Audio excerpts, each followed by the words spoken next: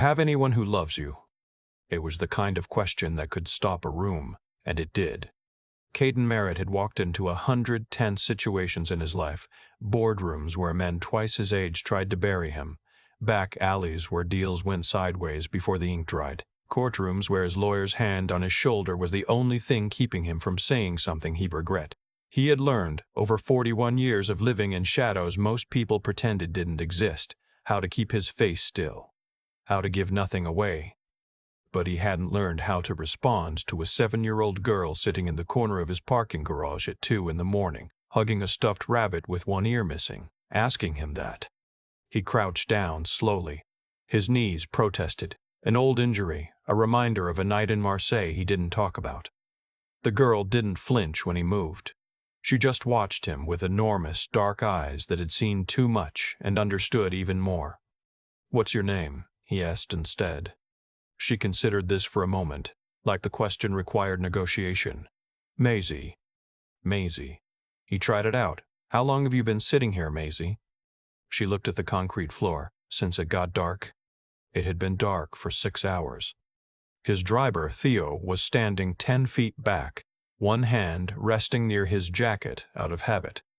Caden held up 2 fingers without looking. "Stand down." Theo took a breath and relaxed. "Are you hungry?" Caden asked. The girl pressed her lips together like she was deciding whether hunger was a safe thing to admit. Then she nodded, one small dip of her chin.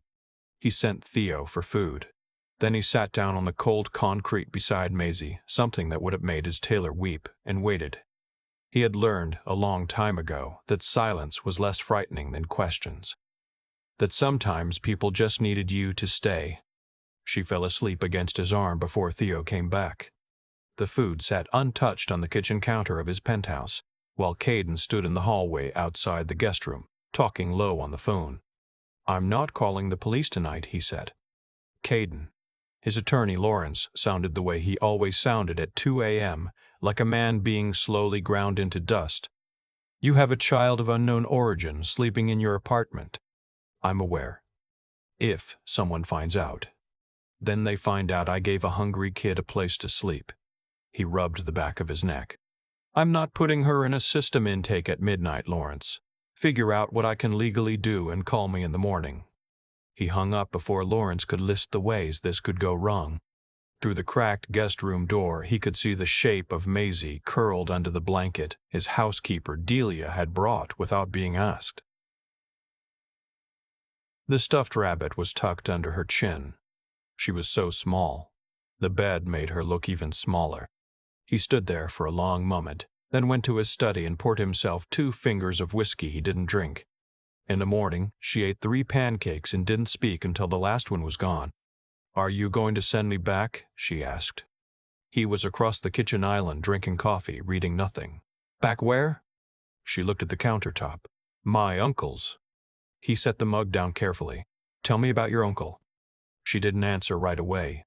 Instead, she picked up a piece of pancake and turned it around in her fingers. Her nails, he noticed, were bitten down to the quick. There was a bruise on her forearm, faded yellow-green, old enough that someone had let it sit a while before he noticed it. His jaw tightened. He kept his voice even.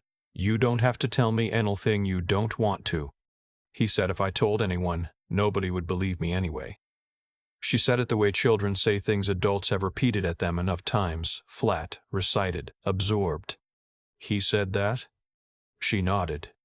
"Well," Caden leaned his forearms on the counter. "I'm someone, and I'm listening." She looked up at him, then really looked, like she was measuring something.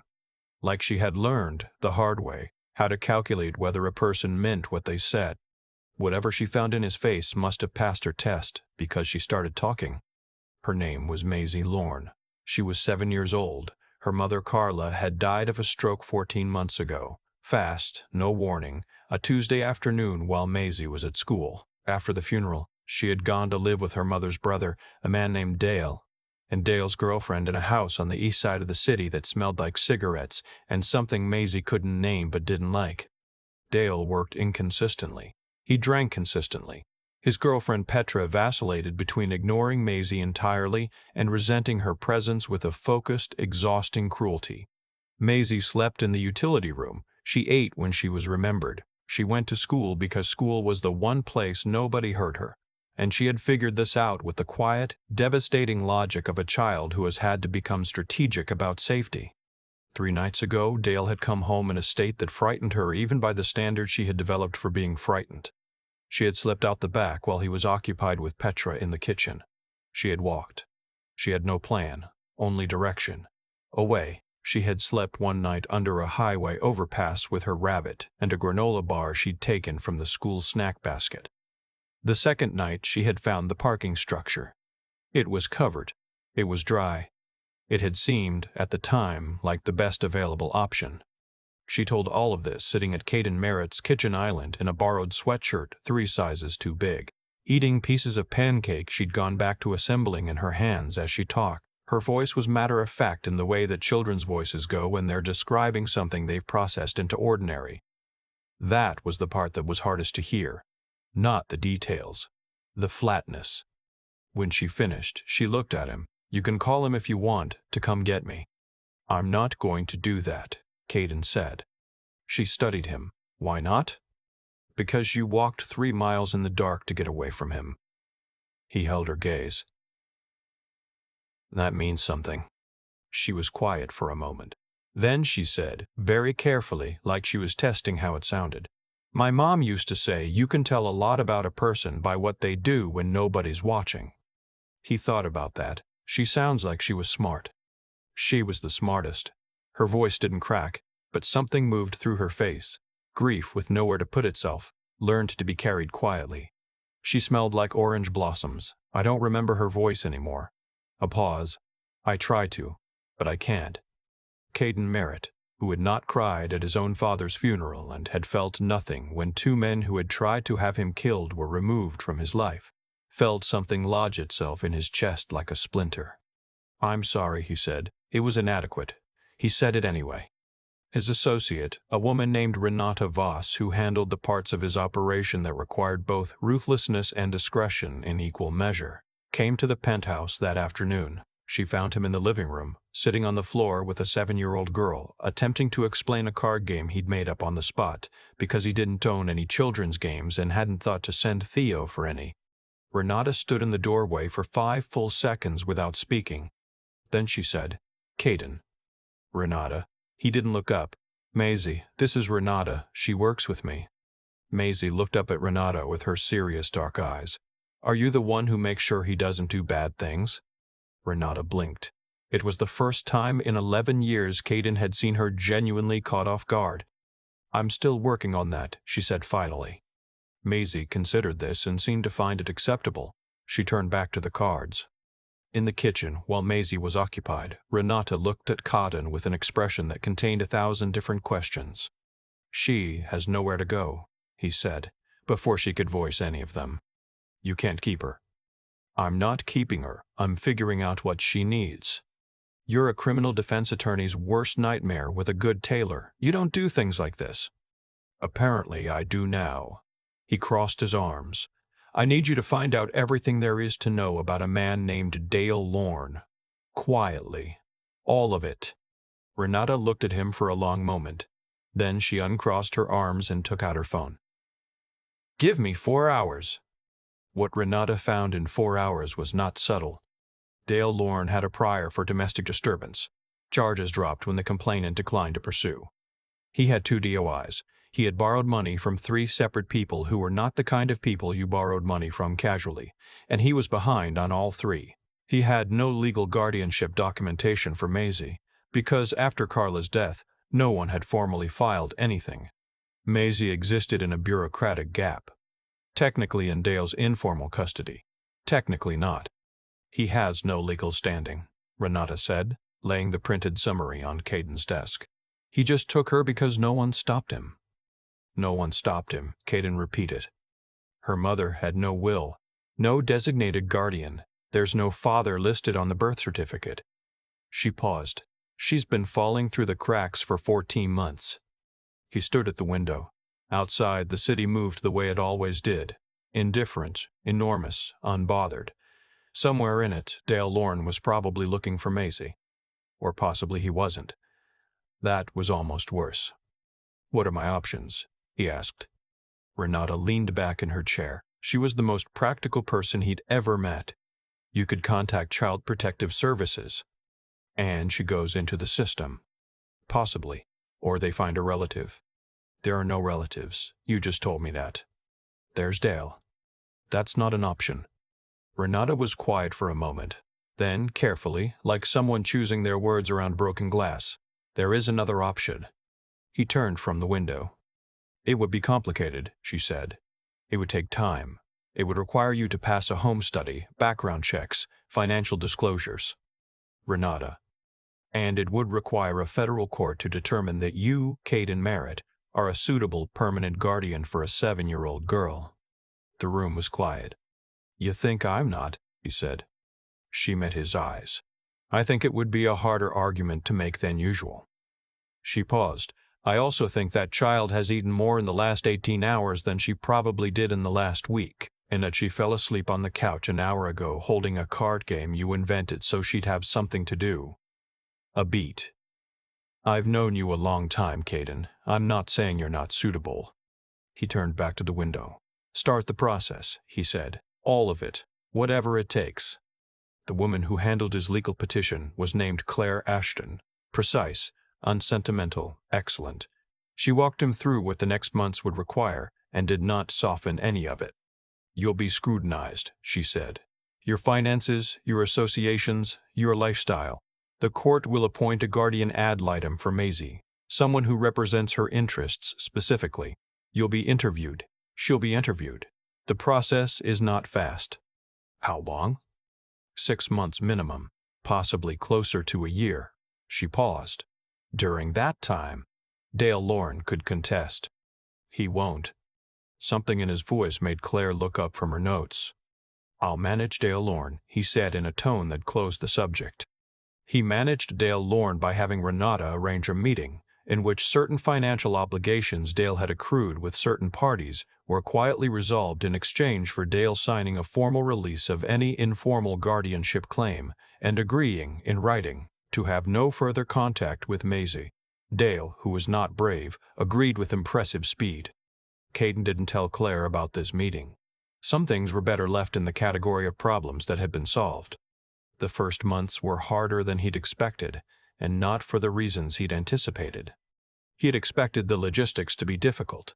The school enrollment, the pediatrician appointments, the home study visits where a social worker named Mr. Calloway came to evaluate whether the penthouse and its owner were an appropriate environment for a child.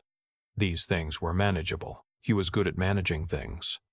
What he hadn't expected was the middle of the night. He hadn't expected to be sitting outside a closed guest room door at 3 a.m. because Maisie had woken from a nightmare and didn't want to open the door and didn't want him to leave either. So he sat in the hallway and talked to her through the crack, low even, nothing important, just the names of streets in the city, the way the harbor looked in fog, a story about a dog he'd had as a kid named Birch, who ate an entire rotisserie chicken off the counter and then pretended it hadn't happened. He talked until her breathing went regular, and then he stayed another 20 minutes anyway, his back against the wall, the carpet rough under his palms. He hadn't expected that she would start saving things for him. A rock from the playground that was exactly the shape of a boot, a drawing of a woman in orange with the label "My Mom" in careful letters, a piece of paper where she had written, in the largest handwriting he'd ever seen from a child, a list of 5 things she liked: dogs, pancakes, the color green, the sound of rain, and my stuffed rabbit Henry. He put all of it in the top drawer of his desk. He didn't examine why. He hadn't expected Renata, who had never been maternal in any observable way, to show up one Saturday with a complete set of art supplies and spend 4 hours at the kitchen table helping Maisie make a museum of paintings, each one carefully labeled with a small paper placard Renata typed and printed. He hadn't expected Theo to start learning knock-knock jokes. He hadn't expected the shape of his life to rearrange itself so completely around one small person, or to find that rearrangement so completely without regret. And he hadn't expected, couldn't have prepared for the afternoon. Maisie was doing homework at the kitchen island while he reviewed contracts at the other end, and she looked up out of nowhere and said, "Caden, mm, mm, do you want kids? Like for real?" He set the papers down. "What makes you ask?" She chewed on her pencil eraser. "Petra used to say nobody really wants kids, that they just happen and then you're stuck." He was quiet for a moment. "Petra was wrong," he said. Maisie looked at him. "How do you know?" "Because you didn't happen to me. I chose this." He held her gaze. "Every day I choose it. That's different." She thought about this for a long time, turning the pencil over in her hands. "Okay," she said finally, and went back to her homework. He went back to his contracts and did not look up for a long time because he didn't entirely trust his own face right then. Dale Lorne made one attempt at contact, 8 weeks in, not to reclaim Maisie, but to ask for money. Caden did not give him money. He had Renata make certain that Dale understood, in terms that required no elaboration, that this was the last time they would speak. Dale understood. He did not call again. Petra sent one text to an old phone number of Carla's that Maisie no longer had access to. It said, "Good riddance to both of you." Caden found out about it 3 weeks later, when the court's guardian ad litem. A quiet woman named Dr. Fisher mentioned it in passing. He asked her not to tell Maisie. Dr. Fisher agreed. Some things a child didn't need to carry. The hearing was on a Thursday in November, gray and cold outside the courthouse windows. Caden wore a dark suit. Maisie, after considerable deliberation, had chosen a green dress because green was on her list. She carried Henry the rabbit in her coat pocket. She had asked, the night before, what would happen at the hearing, and he had told her the truth, that a judge would ask some questions, that Dr. Fisher would say what she had observed, that there would be a decision at the end. "And if it goes the wrong way?" she'd asked. "It won't." She had given him the look she gave when she suspected adults of managing her. "You don't actually know that." "No," he'd admitted, "but I'm working very hard to make sure it doesn't." She had accepted that. She was good at accepting honest answers. In the courtroom, she sat beside Claire Ashton and looked at her hands while the judge spoke. Dr. Fisher testified that Maisie was thriving, that she had gained weight, that her nightmares were less frequent, that she spoke about her placement with a groundedness that suggested genuine security. She testified that in her professional opinion, Caden Merritt had demonstrated an unusual and consistent level of attentiveness and commitment to this child's well-being. The judge, a woman in her 60s with reading glasses on a chain, looked over at Maisie. "Maisie, can you tell me how things are at home?" Maisie looked up. She thought for a moment with the focused seriousness she brought to most things. Then she said, "He taught me to make pancakes. He stayed up all night when I had a fever. He kept the drawing I made of my mom." A pause. "He doesn't yell. Not ever." Another pause. "He picked me." The judge looked at her for a long moment. Then she made a note and took off her reading glasses and said, "I've read the full record in this case. I've read Dr. Fisher's report. I've heard the testimony." She looked at Caden. "Mr. Merritt, are you prepared to assume full legal guardianship of this child?" "Yes," he said. Immediately, no hesitation. "And Maisie." The judge looked back at her. "Is there anything you'd like to say before I make my decision?" Maisie was quiet for a moment. Then she straightened in her chair, both hands in her lap, and said, in the careful, measured voice of someone who has thought about this question for a long time and is very sure of the answer, "He's the first person who stayed on purpose." Outside the courthouse, in the cold November air, Renata was waiting with Theo. They both looked up when the doors opened. Maisie came through them first, Henry the rabbit back in her arms. She walked directly to Renata and said, "You can hug me if you want. It's okay now." Renata, who did not hug people as a general rule, crouched down and put her arms around a small girl in a green dress for a long moment. Theo turned away and cleared his throat several times. Caden stood at the top of the courthouse steps, hands in his pockets, watching the city. He felt Maisie move to stand beside him before he heard her. She had learned, somewhere in the last several months, how to be quiet near him in a way that felt like company rather than intrusion. She tucked herself against his arm. "Are you happy?" she asked. He looked down at her. The morning light was thin and pale, the kind of light that made everything look a little like the beginning of something. "Yeah," he said, "I am." She nodded, like this was confirmation of something she'd already decided. Then she reached up and took his hand, matter-of-factly, without ceremony. The way you take something that's already yours. He held on. I keep thinking about the moment Maisie reached up and took Caden's hand outside that courthouse. No ceremony, no big speech. Just a small hand finding a larger one, like it was the most natural thing in the world. And maybe that's exactly what it was. Something that had been true for a long time, finally catching up to the moment. What strikes me most about this story isn't the courtroom, or the legal battle, or even Dale signing that paper. It's the parking garage at 2 in the morning. It's a man who had every reason to walk away, who had built his entire life around never being accountable to anyone, choosing to sit down on cold concrete next to a frightened child and just stay. That choice, quiet and unglamorous and witnessed by no one who mattered, was where everything real began. I think about the kind of person Caden was before Maisie. Capable, controlled, insulated. Not cruel, but sealed off in the way that powerful people sometimes become sealed off, because the world has taught them that vulnerability is a liability. And then a 7-year-old girl asks him one question, and something in him decides to answer honestly. Not strategically, honestly. That's not a small thing. That's actually everything. Because here's what I've come to believe. The choices that define us are almost never the ones we make in public. They're the ones we make when no one's keeping score. Caden didn't stay in that garage because it was good for his reputation.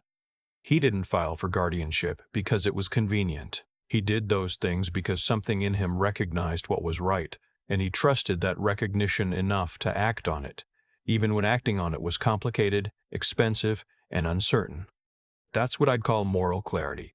Not a grand philosophical position, just the willingness to look at a situation honestly and do the next right thing. Maisie's mother told her you can tell a lot about a person by what they do when nobody's watching. She was right, and Caden passed that test, over and over in ways nobody saw. Then there's Maisie herself, 7 years old, abandoned, surviving on granola bars and borrowed concrete. She had every reason to close off, to stop trusting, to decide the world had shown her what it was. Instead, she sat in that kitchen and made herself tell the truth to a stranger. That took more courage than most adults I know have ever had to find. She was smart enough to read people, to understand that this one was different, and brave enough to bet on that read. Intelligence and resilience, working together in a child who had every reason to give neither one. What their story leaves me with is this. Love isn't just a feeling. It's a practice. It's the cards on the floor and the midnight hallway and the drawing saved in the top desk drawer. It's choosing, every day, to show up for someone. Not because it's easy or because the outcome is guaranteed, but because they're worth it. And sometimes the person who needs someone to choose them most is the one everyone else has already walked past. Maisie got that. So did Caden, honestly.